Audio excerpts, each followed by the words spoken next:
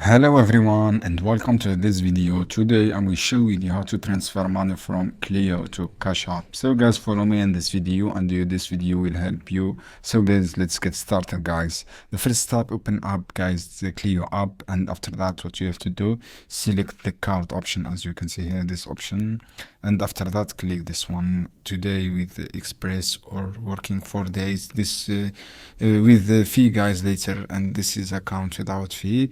And after that click by option, understand this Cleo will take up the repayment, and click review details.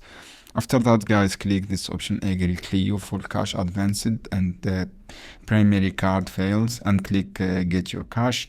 After that guys, go to Cash App and select your cash you want, click this option icon, and after that click this option linked bank, go to this option guys, and after that go linked bank and write your credit card details you want to from Cleo. After that guys, click this option guys, this money, click add money here, and after that select your money you want to add to receive on cash.